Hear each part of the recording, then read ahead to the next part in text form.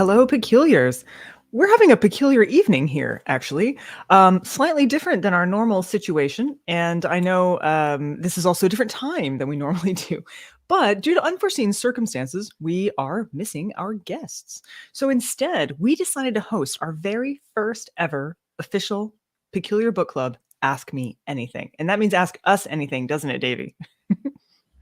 Oh yeah, I'm along for the ride on this one. So Yeah, this is gonna be good. I'm ready. I'm getting my little 2-hour naps in every night. So I feel like when we were talking before the show, I was like, I don't look like I have any energy, do I?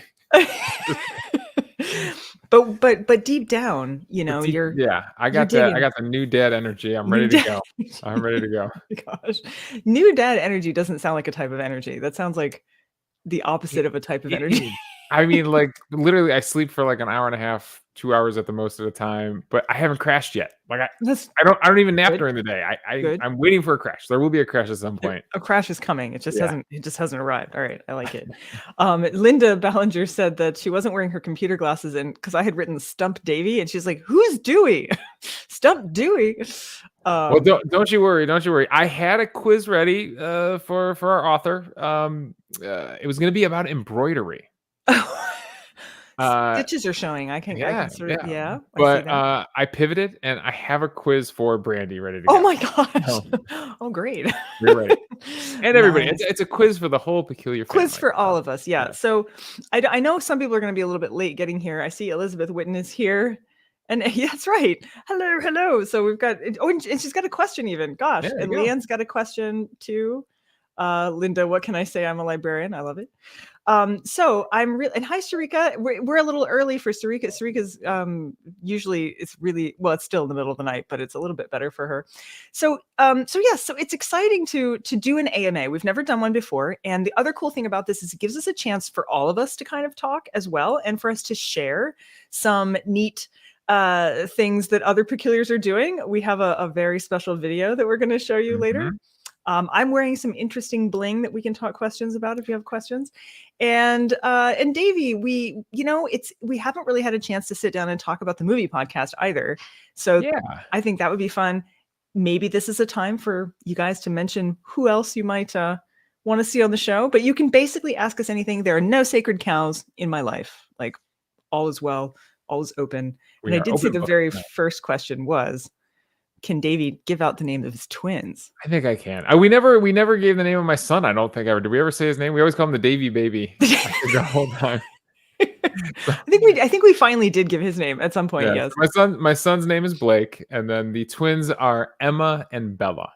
Emma and Bella. Yes. But you realize that at some point you're gonna have to be yelling all of these names at one time, like, Emma, Bella, Blake, Emma, Bella. You're gonna go to practice. Just be children. Yeah, I love it. Mark is joining us too, by the way. Mark has he has a lot more hair than he used to. Yes, he does. It's quite long, and it even fits in a ponytail, which is exciting. Mark's mixing up drinks right now. I just noticed we've got a couple questions come in too, so I'm gonna go click these real quick so we can get back to them. I'd love to hear thoughts, because I never get any feedback on the movies and the conversations we have about the movies. So I am curious what everybody thinks. And, we could talk book stuff first, but I'm curious what everyone thinks about some of the movies. If you had thoughts about the movies. I have thoughts about that. We just did cocktail. Speaking of cocktails, Kathleen Richardson, here's Mark mixing up the cocktails, which he does in our video as well. I gotta be careful with the hand gestures there. Thank you. Thank you, Marky. And the cocktail of choice. We did an aviation tonight because I didn't have all the ingredients for Kat's cocktail, but her cocktail looked amazing. We'll show you announcements. It's coming up. Yeah, we got that. Oh, there's another question. Oh, okay. Let's see. Oh, this is going to be cool. Oh, you guys are asking good stuff already. Oh, this is exciting. Mark, you guys can ask questions of Lady Paws as well, since he's here. He can't hear you, which is what's really funny, because he doesn't have any earphones in. But he can see the questions. He can jump in. He can. If he's favorite podcast. This, Marky. I want to know your favorite podcast, Peculiars, because frankly, I'm getting bored with my list of podcasts. Like, I've hit a stretch where I'm just like, it's the same conversations over and over again, and Yeah, it kind of does hit that now. So, I'm also interested in what your guys' favorite podcast. I've been on a bunch lately. I was just on a podcast called the Killer Women podcast for my mystery novel. There's a bunch more mystery and true crime things out there than I realized. Endless. Bottomless sea of true crime. Yeah. So that was fun, and I'd be interested to hear what you guys are listening to. What about you, Davey? What do you normally listen? What are you getting tired of? Yeah. So what I don't get tired of. So I'm a giant Star Wars nerd, and if you want the best two Star Wars podcasts out there right now, one is called Force Center, and it inspired the way me and Darren talk about movies. Oh, so they dive really deep into themes. And they go really detailed, like whether it's the movies or the animated shows or everything that Star Wars is doing. So I just love the way that they talk about themes. And the other one is Star Wars fans can get a little curmudgeon-y, and they have this motto of engage with the story presented.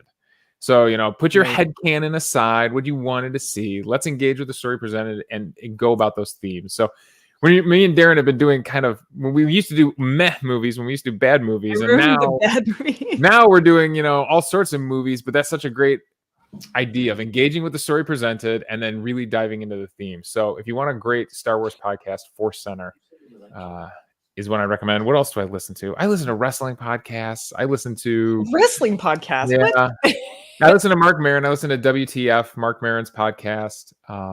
If you're a big, I'm sorry, I'm trying to give Mark the link to our stream yard tonight, and I'm having trouble. How do we pull this up? Oh, the YouTube? Yeah.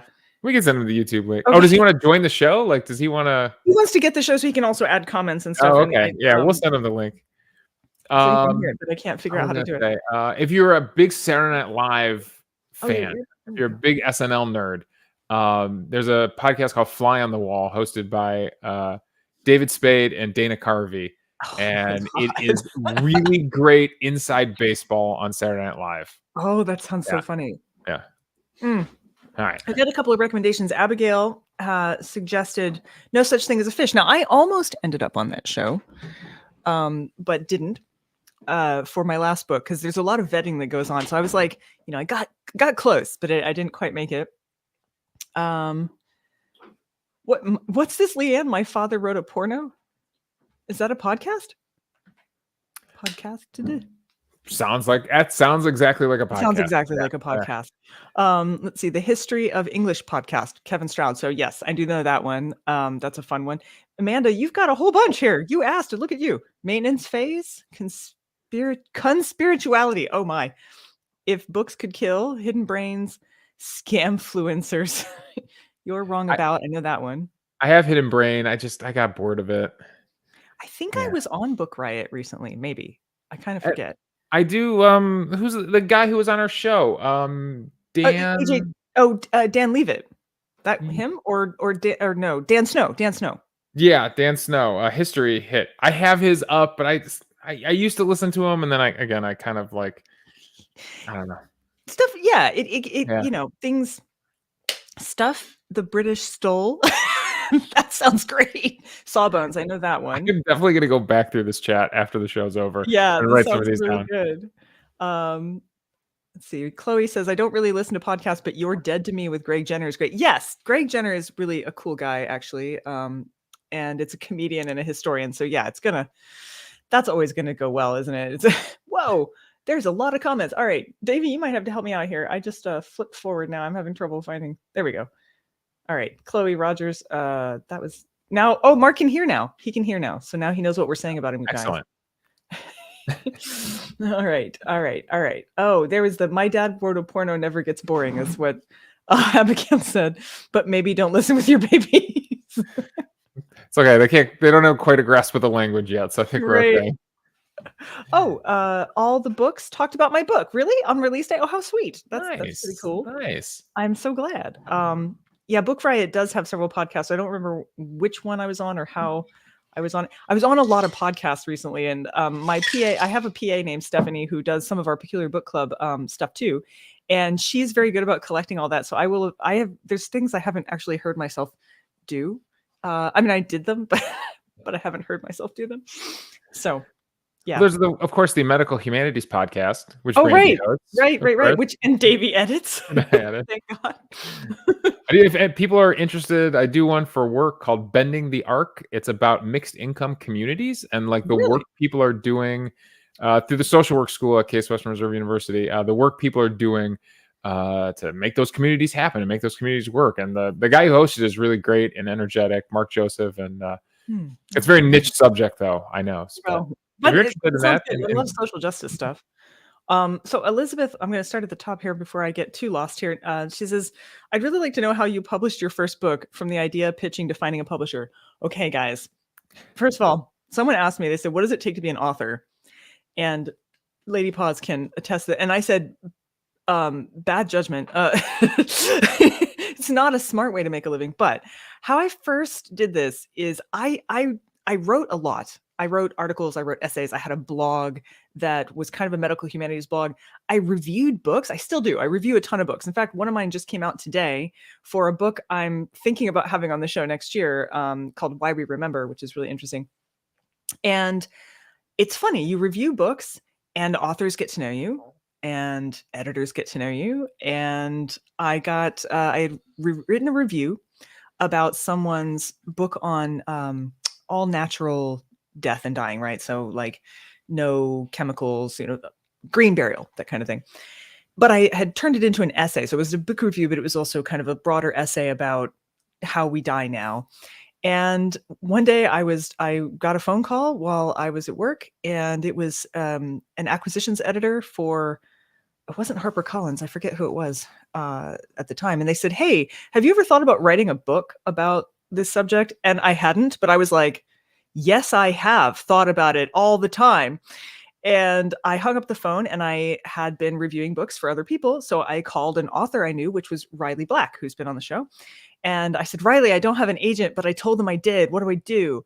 And Riley said, let me call my agent. So I then had to work up a pitch proposal, which I'm always happy to share. By the way, I've shared my proposals with everybody. I'm completely happy to share those if you ever want to see what one looks like when you're putting a nonfiction book together. And that's and then I wrote a book, and it sold really, really poorly. It only was published in the UK at first, and it didn't do well. And I was really, really down about it. And then Lance Parkin, sorry, that was my email making that noise. Lance Parkin, I met him, and he was like, I think maybe you just need a better agent. You need a bigger agent. So he helped me find another agent. So it was authors helping other authors to find agents because we all knew each other. And she then sold it in the US, and that became Mark's physical form left, but his astral form is still there. Yeah, projection is still there. Charming Disaster would love this. For the podcast listeners, Brandy Camera's freaking out. Yeah, and I don't know why. You're back, and it stopped doing it. I don't know. That was weird. And now is it still doing it? No, I think you're okay. Some kind of autofocus. Something happened. All right.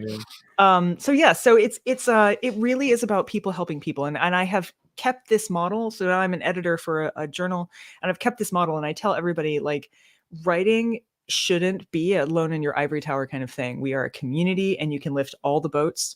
And so if you want to write a book and you're feeling kind of lonesome, go make some author friends. You'd be surprised. Most of us are really keen to help other people because someone did it for us. So that's my answer to that one. Davey, are you keeping track of the live feed? Because I'm over here on the starred one. I am. Okay. I started a few questions coming up. So just keep going with the starred ones. Right. I do want to say, Ryan said, hi, gang. And then he said, I pretty much listened to 60 songs that explain the 90s. Yeah, actually, like I even just a cursory thought, I can. Mm-hmm. I am stuck in the 60s and 70s when it comes to music a lot. I was a big grunge fan. Not surprising, probably. No, not surprising. Though I love Pink Floyd, also not surprising. This isn't a question, but Bonnie said she got her copy of Framed Women. A couple of you have said you're reading it. Sadie finished it already, I think. Kathleen says she's binge reading it. I'm so glad. Did you do a book launch recently here? I did. So, so James Renner, it was a true crime podcast host, was going to be my interlocutor. And the day of, he contacted me to be like, hi, hello. Hi. What's the matter? Okay. Come back. He's dancing, you guys, and you can't even see it. Lady Paws can really dance. He's got hips that anyway. James Renner called me the day of and said, "Hi, I fell and broke my leg so badly I need surgery and can't do it." So I called Lance Parkin and was like, "How fast can you read?" So Lance like binge reads my book, and then we go to have the event. But that's okay. Nobody asked any questions about the book. They all wanted to know what it was like to be autistic. So I was like, "Oh, well, that's how this is going to go." So I talked a lot about myself, which is exactly what every autistic person loves, is to talk about being autistic in front of a live public audience. Otherwise, it went well. We sold books. I guess that's good. I'm reading some of the recent comments here. Linda said that was my Saturday. Linda, did you read her entire book in one Saturday? On Saturday? Oh my god! It boggles my mind how fast you some bought of you the read. audiobook for rereading.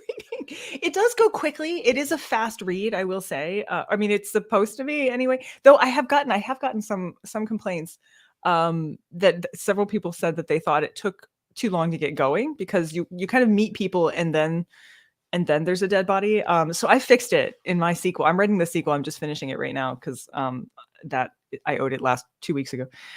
And I was like, all right, we're killing people really soon in this one. So we're going to dead bodies really fast.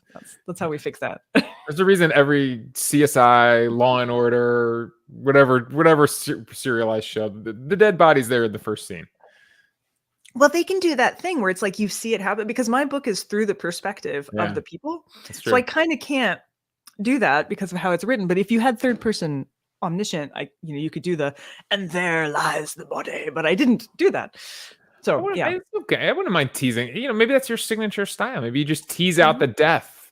You have like a bunch of near falls, close calls until it finally happens. Finally, they die. Yeah. Okay, let's see here. Sharika says, "How does it feel to have published a murder mystery on top of your nonfiction books? Is it totally doing different book?" Oh my God, yeah. You guys, this is not the same game at all. For one thing, granted, I did not have a great relationship with Simon and Schuster, and I kind of divorced them. Maybe we want to cut that out of the show. No, it's live. Oh well. But I had a frustrating experience with them. But for my nonfiction, I felt like a lot of the onus was put on me to do a lot of that work. For my fiction, these people are all over this.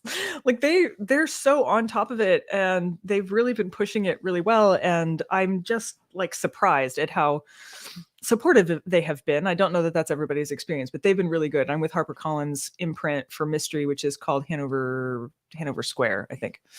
And it is very different. It's also very different writing because I can write fiction a lot faster, but I have to write it longhand because for some reason, when I sit at a computer, my brain goes nonfiction, and I don't have good fiction brain. So I write, so it goes faster, except also slower because I'm handwriting, and then I have to type it.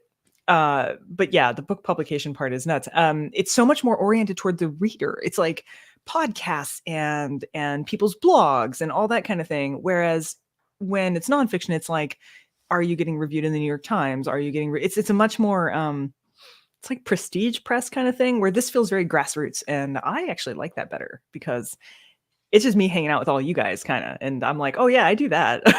That's what we do here. So it's much better. I'm going to jump to some of the recent comments and get them in there before we go to the next question. Abigail said, I got to go to the Mooter for the first time and got Framed Women in the same week. It was a big pickup.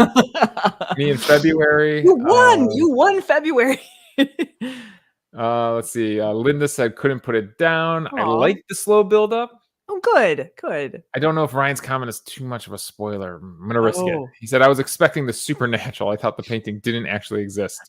We play with that a little bit, yeah. It is supposed to be gothic in nature, so when you read it, you have to have this kind of like, ooh, kind of thing. Yeah. Sarika said, Framed Women is such a great escape and so funny. It's such a relief to escape what I have to read this month, even though I usually love that too. And I feel that way writing it. And Kathleen said, I started it when it arrived, then had to put it down, and it is glued to my hand, reading it under an orange blanket. That's a fun question. What's everybody's reading setup? Like, I'm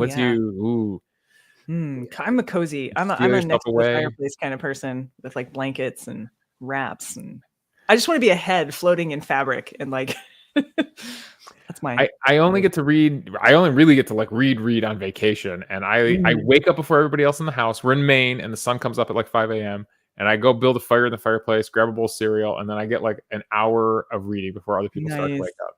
That sounds really nice. I love fireplace time. Mm-hmm. Fireplace and reading go together. That's a perfect combo. Yeah, they do. Leanne says, how many book authors reach out to you asking to be featured?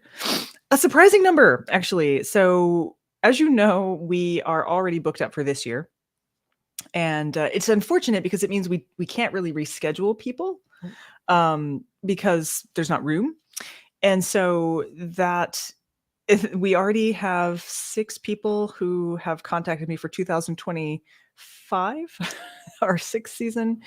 And I'm holding them back because in a couple of months, I'm going to be sending out a call with a form that you guys can fill out so that Peculiars can recommend. You do this for me anyway, but I wanted it in a place so that I don't lose them. And I know actually because what happens is usually later I'm like, oh shoot, wasn't there a thing? So we're going to do it formally this time. And so I've been trying to put people off a little bit. What we've done instead is added more podcasts. So I have taken some authors who we're launching right now and really wanted to be on the show. Glitter and Concrete was the most recent one. And I've agreed to put them on the audio podcast, which is not quite as much fun, but it's still really, I mean, it's just as much fun, but doesn't have the music and it doesn't have Davey, it's not quite as cool, but it's a great way to kind of take the pressure off because I'm trying not to have so many shows that Davey and I don't have other jobs and lives and children to take care of. So yeah, it's been a lot. And the other thing too is I review for the Wall Street Journal. So I just did one called Naked Neanderthal. You can read my review if you like. It's a really interesting concept. I want to give it away, but it's a very good book. And his agent called me like shortly after the review came out, was like, we know you do the book club. And I was like, just hang on a minute. So, but it's good. It's a good kind of problem to have.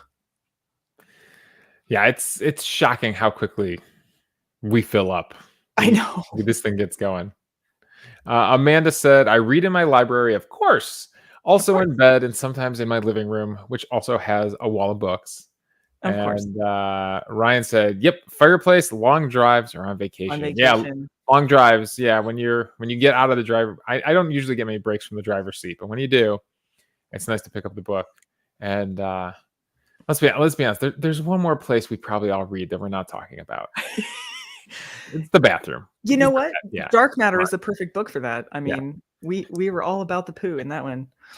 Yeah, I'm friends with the Northeast Ohio Sewer District. You guys know this, right? Like they're friends of mine. Great follow. Yeah, they're great. And they send me stickers and they're just really cool. And they have the best Twitter feed and they're on Blue Sky as well. And for instance, they ran their own commercials during the Super Bowl about I was like, this is how many wings that you will eat. And this is how much pizza. And this is how much beer you'll consume. We're hiring. It's like, oh, so I'm all about the dark matter. Let's see, where are we, Davey? Gosh, there's been a lot of stuff. I'm still trying to. I think we've hit all the questions so far. We're gonna need some more. I know you wanted to ask Brandy all those publishing questions, but remember, this is Ask Us Anything. Bonnie's reading spot on Sundays. I like to curl up on the couch under the lamp with my cats. Of course, that sounds nice. Malaprop mug, nice. And a good book. I like that, Bonnie. That sounds very good. I'll tell you what, I don't read as much as I used to because I read way more than I used to, but I don't get to do it for fun that often. So that baby is art in America. On the toilette. Yep. There we go. See, we're hitting it at the same time. Sorry. Leanne says, who is Deborah Blum and why is she important to PBC? That's a great question because some of you are new. She is the one who wrote Poisoner's Handbook. And Poisoner's Handbook is what has inspired many charming disaster songs and also inspired me because, believe it or not, I never ended up writing a book on forensics yet. Yet. But, whoops, that was my phone. Man down. Didn't break. We're fine. Okay. Words. But I was reading a lot of forensic information, and she wrote Poisoner's Handbook, which is just like, it's just really nicely done. And so when I first wrote my own first nonfiction, which was nothing like the Poisoner's Handbook, but she directs the night program at MIT for journalistic writing, and I just was like, wow, this is the way to write a book and make it interesting. And because it could have just been literally a litany of like, here's a thing and here's a thing and here, but she makes it into this incredible, you feel like you're reading a mystery novel. And I thought, oh, that's the way to do nonfiction. So for me personally, I feel like she was a big part of how I learned how to switch from academic writing to writing for the public, so that it was, interesting, not boring. You've been on quite a journey getting yourself out of academia. Oh my God, it's been so hard. Like it's crazy. You guys, I was like trapped in academia. I left it 3 times technically, but I'm free this time. Elizabeth's got some good questions in here. Okay, all right, let's see it. Let's go into your path a little bit. What was your PhD thesis on? Oh, so see, I'm a medical humanities person, and I run the Medical Humanities Journal, and that is an intersection of humanities and health, which is interested in things like social justice and, like how do all of these things fit together for accessibility, and how does that work historically? Because I'm a historian as well. But there was no department for that. So I ended up I could have picked English or history. So I ended up in the English department because you could teach classes and make a better stipend, and I was poor. So I did that, but I ended up in the English department, and I wrote my thesis it was called The Alphabet of Sense. You can actually find it online. And it was a look at, in the 18th century, there were women who wanted to educate other women, because men didn't want women to be educated because they thought their ovaries would dry up or something if their brains learned too much. They actually thought that, like doctors thought that. And there were women like, okay, this sucks. We need to figure out how to support one another. And so this is before feminism, right? But they called themselves female advocates. And so I was interested in how women's minds and women's bodies sort of work together, because they were trying to separate epistemologically, right? They were like saying, look, yes, I have babies. That doesn't affect my brain. And all the men were like, oh, come on. So it was a really interesting time about women supporting women. And it was a look at history and health and pregnancy and reproduction and education. And I got about 3/4 of the way through it, and I met with my advisor. My advisor was like, so this is an English department? I was like, yeah. And he's like, there's no actual books in here. Like, there's no novels. And I was like, okay, so my PhD thesis is like this history of social justice and then some books at the end, being like, and here's some books about that. So that's my PhD thesis. So Elizabeth chimed in with, I have an MA in anthropology and wrote about history of sex testing of athletes. Wait, if you don't jump to the next line, that's a different thesis there. Oh, right, yeah, different. Yeah, sex testing of athletes as opposed to history of sex. Yeah. One's longer than the other. And then she also asked, who's an author from the past, dead, you'd love to have on the book club? Oh my gosh. Well, Douglas Adams. I would have loved to have had Douglas Adams on the book club. And Douglas Adams knew Neil Gaiman and knew Stephen Gallagher, who's been on the book club. Neil Gaiman, who keeps eluding me, but we're going to get him on here one of these days. And I encountered Hitchhiker's Guide to the Galaxy at a vulnerable time in my life when it was very important for me to laugh. So I think it would be interesting to have him on. That would be one. Tolkien would probably be pretty interesting. Dude, we do not have a long enough show. I know, right? A sentence is like, that's my brother's favorite author is Tolkien. And I don't disagree with him, but I mean, yeah, like, you'd have to have a 5-hour slot or something. Just to ask him a question about the Ents would take hours, That's a good question. I'm trying to think of all the books I've read in life. I think most of the books are authors that are still alive. So I don't know. Yeah. Well, Amanda said Ray Bradbury. That would be an interesting one too. Mary Shelley's come up a few times on the show. Mary Shelley would be very interesting. Mm-hmm. Mm-hmm. Oh, this is a good one. Hey, Davey. Since we're hearing about Brandy's PhD, how did you end up in your job? You have to mention comedy. You need to mention comedy. That is a good question. Yes. So I went to college completely aimless.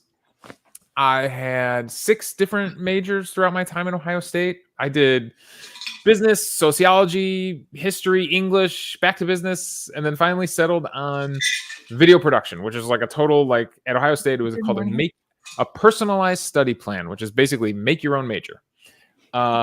So I kind of spent a lot of my time at Ohio State doing different video projects. We did a sitcom for the student TV station called College with a K. Oh my God.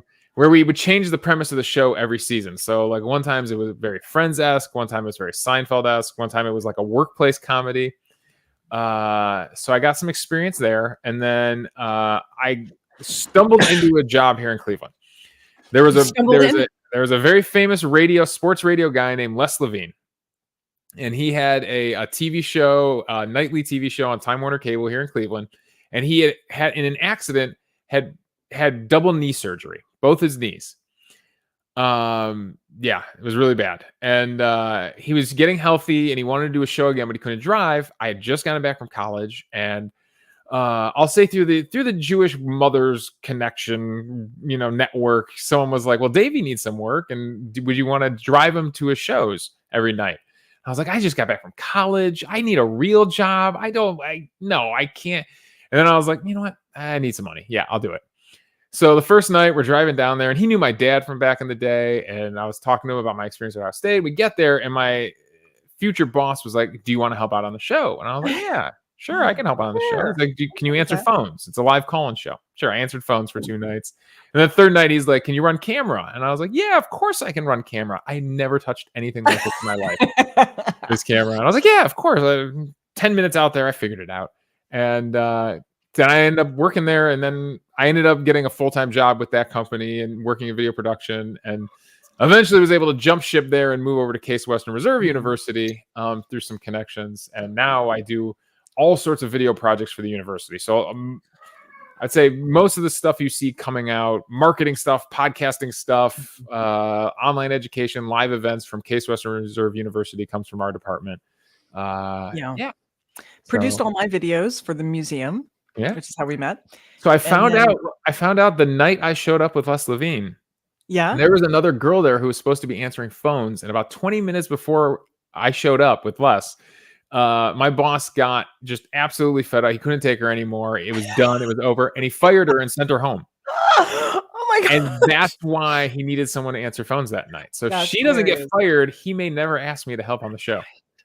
And we might not have met, which would be a tragedy, a great tragedy. No, a whole butterfly effect. Who knows? Yeah. So and Davey used to do my videos and various things, and he was great. And so when I started doing things for BMJ, for the Journal, their podcast services, such as they were, sucked.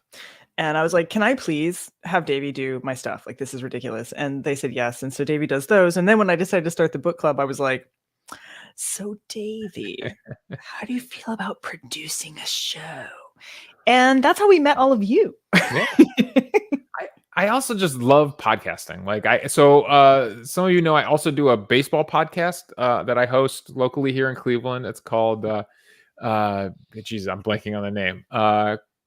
Cleveland Baseball Mornings. Yep. You forgot the name of your own podcast. It's been a while since I've done it. So it's been a weird off season. Cleveland Baseball Mornings. So if you want to hear me like in my element, like really driving into a topic, I get super serious about baseball. But I love doing this, and if I could find a way to do this professionally, if I could make this a reality, like this is where I'd want my career to go somehow. Being on the mic, diving deep into themes of things. Yeah. Well, you're a lot cooler than Joe Rogan. I just want to say. Oh, thank you. If we could just have some of his money. So Darwin is in here yowling at us because he's trying to get our attention. So I'm going to send Mark off to go collect him, because he's like, they're talking to somebody and it's not me, and I don't understand. And Wallace has been in all day because it's been raining. So Wallace has been in all day, and he came in this morning soaking wet. So as you know, Wallace is the not feral cat anymore. I can't imagine that. Bringing that cat in from the cold. Look at you. This happens. I once tamed an actual raccoon. It happens. Amanda says, were you in real life book club before particular book club? If yes, what did you like and dislike about it? I was not in an in real life book club. Nope. No, and I had reasons because I read books and I want to talk about them. And I don't think that's why most people go to podcast or go to book clubs. But the other reason I didn't like book clubs is I actually had one and they asked me and I was like, yes, I'm going to do it. And then they sent me their list of books. And I have nothing against like, you know, I like fiction. I like a lot of stuff, but all the books were like the same kind of, it was like a whole season of Sisterhood of the Traveling Pants. It was like every book was like that. And I was asked, I was like, hey, have you ever thought about reading nonfiction? And you never been booed out of a room faster in your life. Like that is just not. So it's been really hard to find nonfiction book clubs. Honestly, I don't know of any other ones besides ours that is like strictly speaking. I mean, we do mystery fiction too. Occasionally. Yeah. Yeah. But, because I do. But honestly, it was like, I don't know why that isn't a thing. You guys are awesome. You guys always have great questions. You're always interested. You always suggest. Several of you have sent me messages on Facebook like, have you thought about this author? And I'm like, hold on. I'm going to ask you for real in a couple months. But honestly, since we're at that point anyway, you guys have people that you would like to see? That's something you could just post like who you would like, dream people being on the show. But I also want to get to talk to Davey about the movies, because if you guys haven't tuned into them, you have to understand, I am autistic. You all know this. I struggle to watch movies. I don't watch the movies Davey talks about. I just listen to the podcast, and it's better than watching the movies. So it's there we go. Yeah, me and Darren have so much fun doing that and talking about the movies, and we try really hard to connect them back to the book. This one, Cocktail, we like admitted we're like, no, there's his book, Camper's book, was way too encyclopedic to like really have any themes in it. Yeah, so there wasn't like a twisted love triangle. Yeah, but yeah, we really do try hard to connect the themes back for you. But yeah, I don't know why my love of I just grew up like just digesting movies, so many movies, and like I grew up at the right time where like you had all the 80s movies, you could dig back and find the 70s stuff and older stuff, and there was new crazy stuff coming out in the 90s. I feel like it was a real sweet spot for a kid growing up in movies. Yeah, I mean, Die Hard, Christmas movie. Yeah, definitely a Christmas movie. So yeah, I don't know. There's just something about that, like that epic adventure of movies and like the places movies can take you, and just it's so much fun to get sucked into that world. And I guess I was a person that didn't have time to sit down for an entire Saturday and read a book. I didn't. And so I tore through books when I was a kid. Like but that was like, you're talking like Goosebumps and young adult reader books. But at like 10 years old, I was tearing through books. And then you just reach a point in life where John Belair books, which were the predecessor, because you're younger than me, Davey. Predecessor, the 1960s, 1970s version of Goosebump books was John Belair, and they were illustrated by Edward Gorey, which is super fun. I have the whole set right there. I'm looking at them. I know you wanted to talk movies, but that'd be a fun conversation. What did you read as a kid? Ooh, yeah. What did you read as a kid?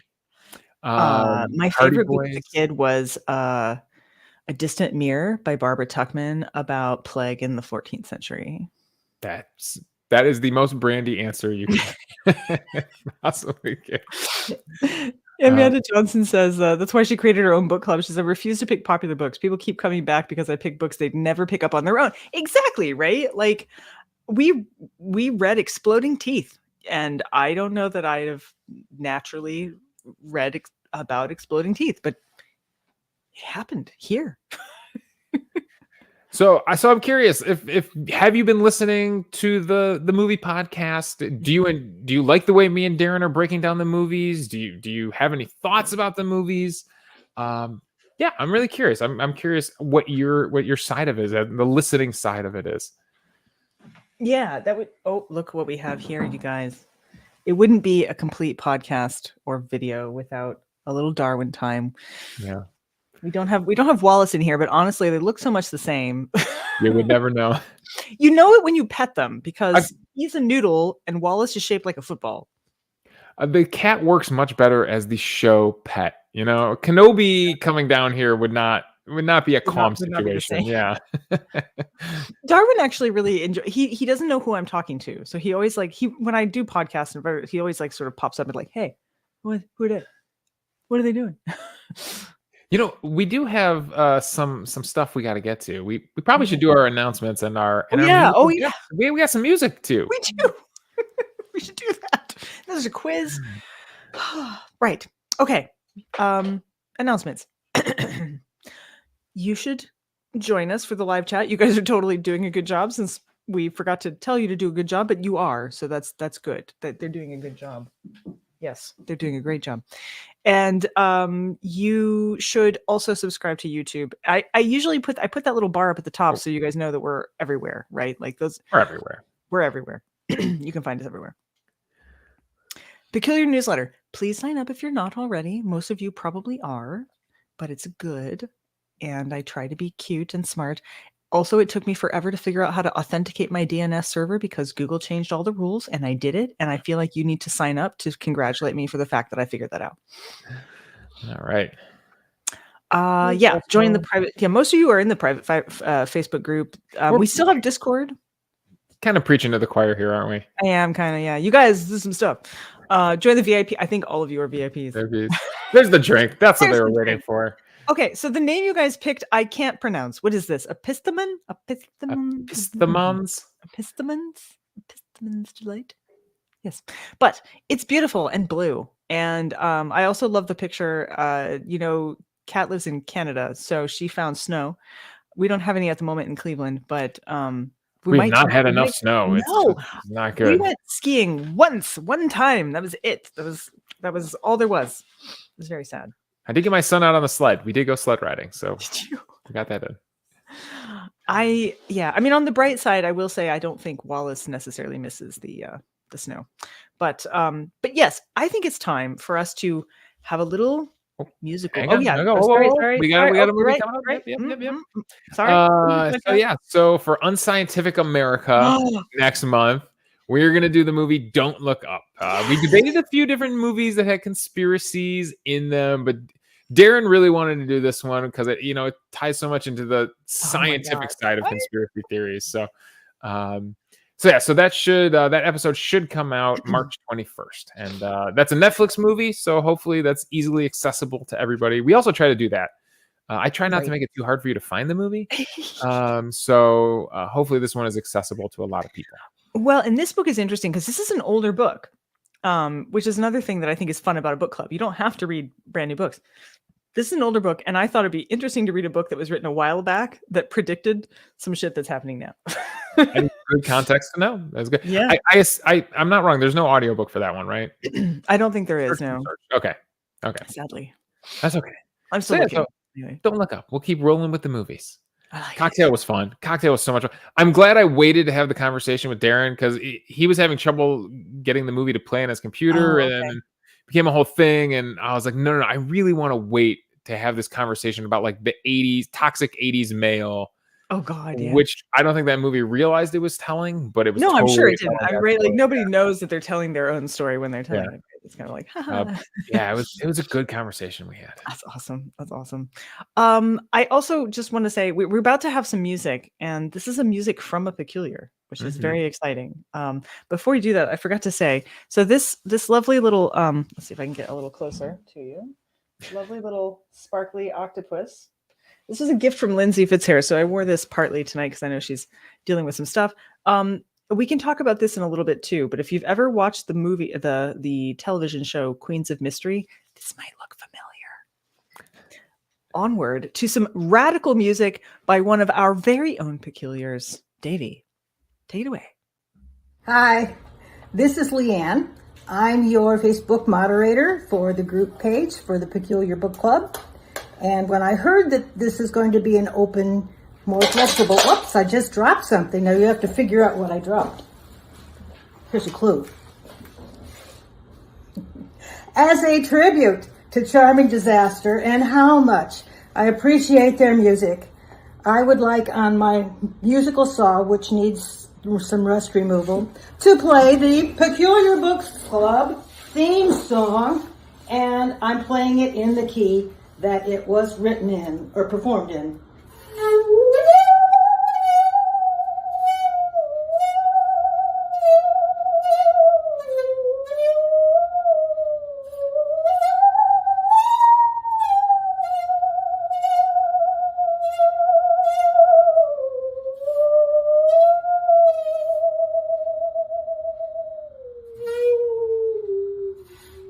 Can't get the last note.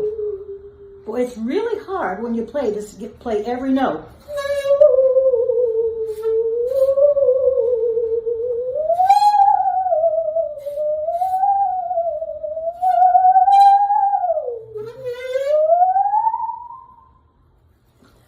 There you go. We love you, Charming Disaster.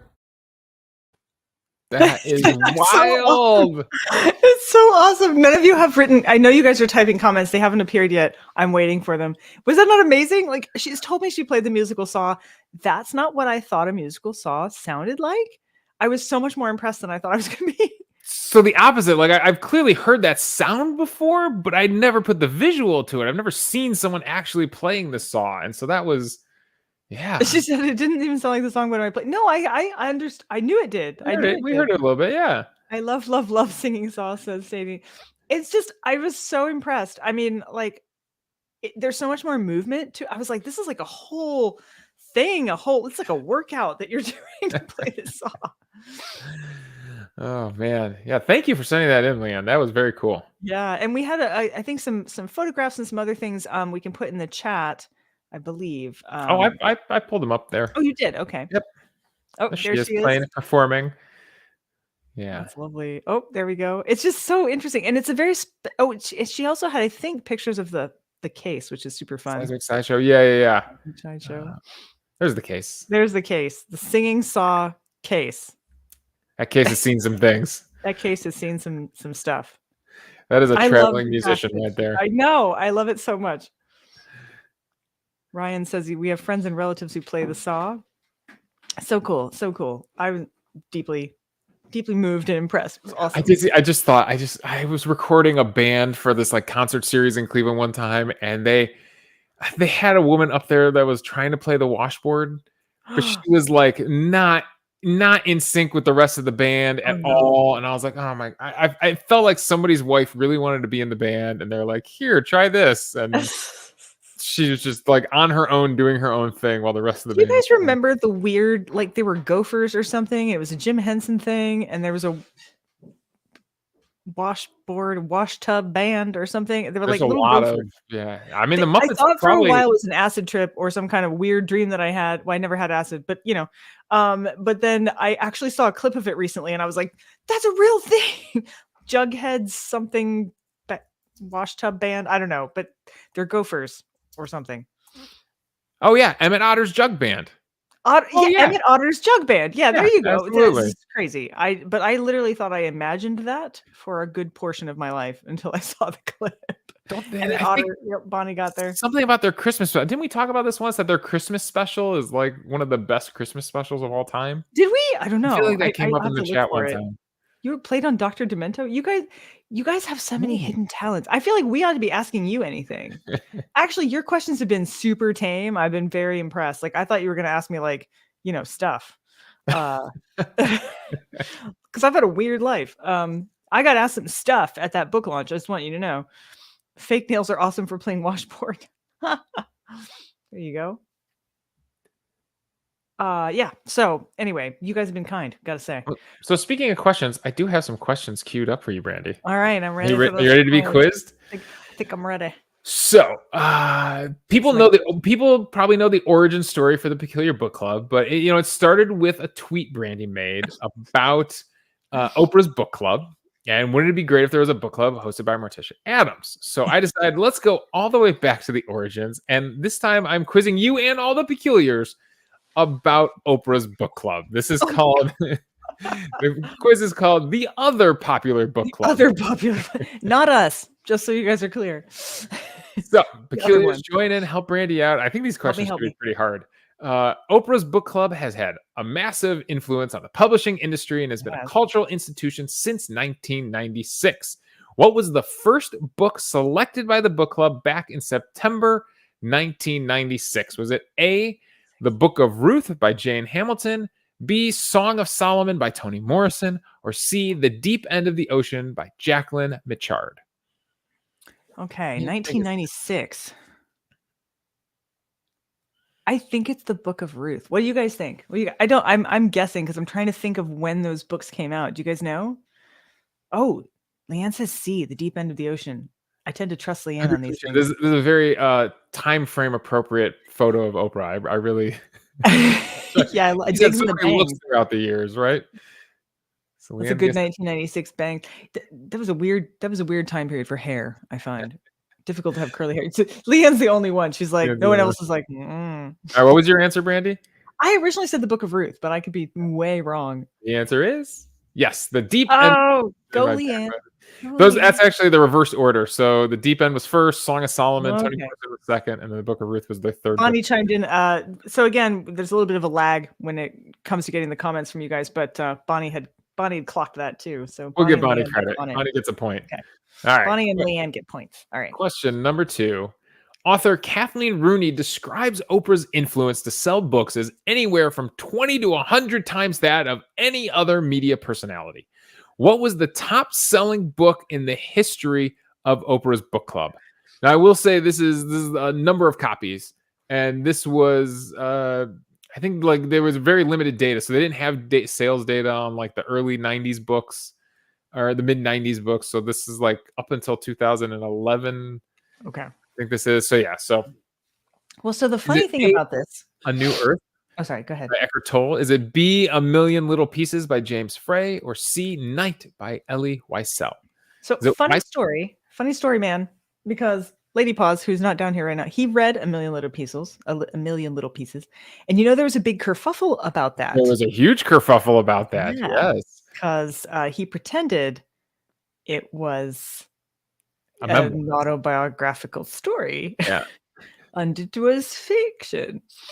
But it was very popular at the time. So that is a contender. Some of you have said C. Yes, I heard Amanda there. Ryan says not C, please not C. Leanne says B. Yeah, so because the Million Little Pieces pops into my head as being such a big deal.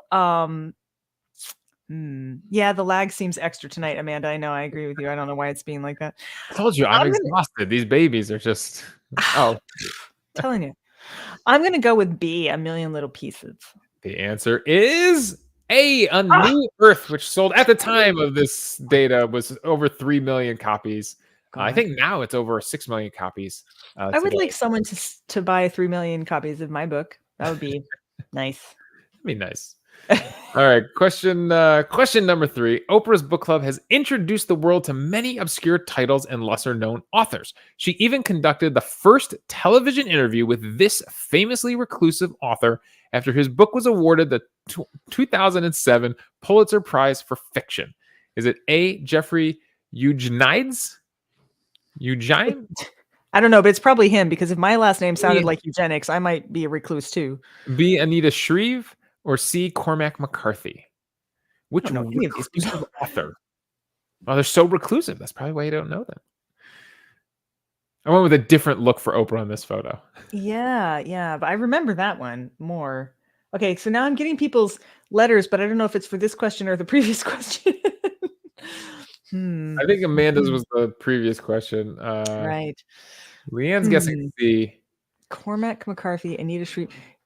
Literally, can you imagine your last name being like eugenicide? I mean, eugeninides. I mean, Eugenides. That Jeffrey, not once in his entire school career has teacher ever said his name right on the first day of school. No, I'm sure. I mean, that happens to me too, actually. Yeah, that's true. Yeah.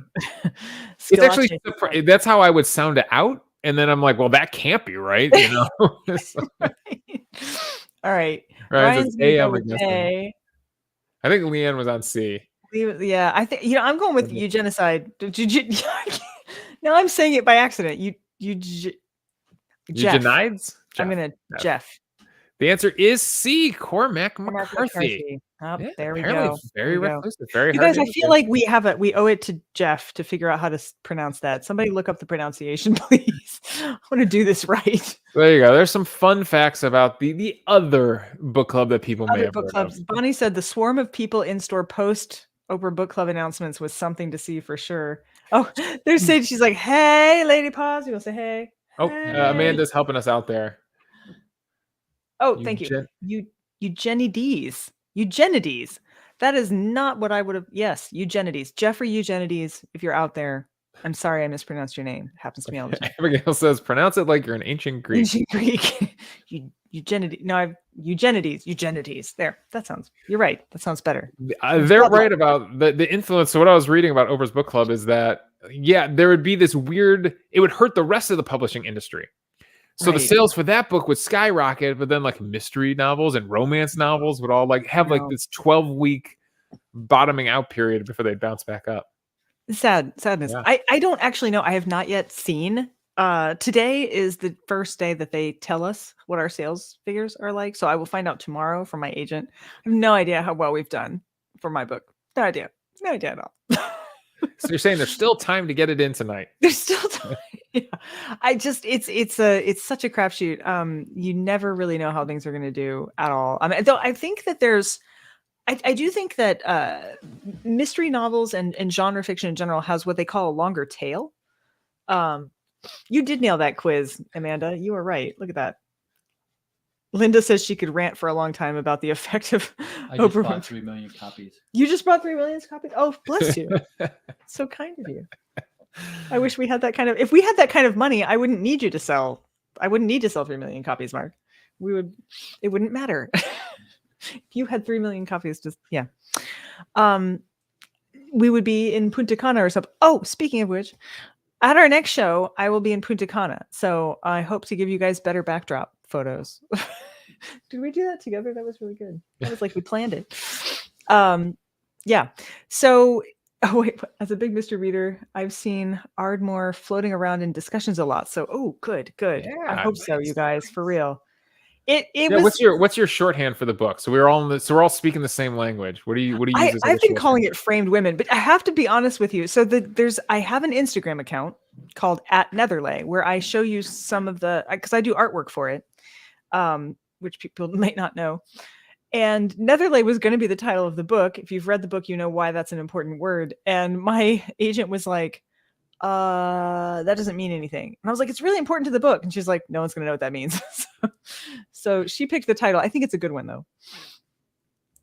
Sadie says, Ryan and I listened together on a road trip, and there were so many times one or the other of us was like, that sounds just like you're right. The actress they chose sounds really weirdly like me, except I think I do men better than her.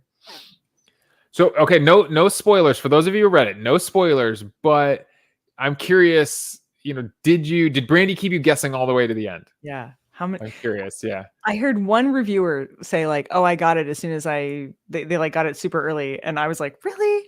I thought it was quite sneaky. Because that is the fun part. I mean, that's gotta be the challenge, right? For you, it's like it is. I don't want to be so sneaky that I completely lose people. They're like, oh, that person can't be the murderer. What? Yeah, I wanted it to be figure outable, but at the same time, like, yeah, it's and I'm doing the sequel. The sequel is very different in the sense that sometimes you don't know who the murderer is. Sometimes you have a good idea, but you also do not at all know how it happened. So there's like different ways that a mystery can come out. So it's good. Sarika giving us some pronunciation details too there. I just hate for him to see this at some point, which he won't. But if he did, to be like, wow, they butchered that. I want us to make sure we do it right at the end. For posterity. So are there any last crazy questions? I feel like they were all so kind, Davey. Nobody asked us like the color of our underwear or, anything like that. You said anything, but yeah, they're a very pleasant conversation tonight. It was. Oh, Linda says, yes, I guessed about redacted. Good. It's supposed to be figure outable. You should be able to read it. The clues are there. They meant to be small. There are some clues actually in the cover art, which is kind of fun. I think it was the last mystery book we read. Was that Rain? Was that the last fiction? Yeah, book we I think did? it was. Yeah. I remember that was a fun twist at the end. That got really twisted up. Yeah. the next one we're doing, I think, is by Mariah Dong, the Liar, Dreamer, Thief, which is not exactly a mystery, but it's kind of it crosses a couple of genres. Leanne asks, "What's the funniest thing that happened in the green room?" Gosh, that's whoa boy, yeah. Those probably had to do with Lindsay. I feel like it must have done. I mean, we have fun conversations with the authors to kind of get them, loosen them up a little bit before the show. But honestly, those conversations are fleeting. I have no clue. They go really, really fast. Yeah. But Lindsay's always really funny because she always has such an interestingly staged area, depending on what book she's read. So there's like a skull or a crow or a something. And so that's always, we spend half the time being like, what's that? What's that? What's that? There also is, I'm not going to lie, there also is the little bit of like, not tension in the air, but there is this like, you have to keep the conversation. Like there's a countdown clock that we see on StreamYards that lets us know like right to 7:00.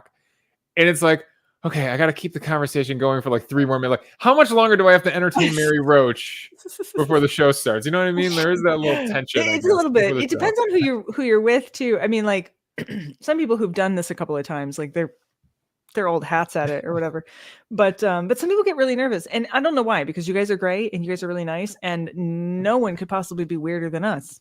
So I feel like you're gonna look good and normal by comparison.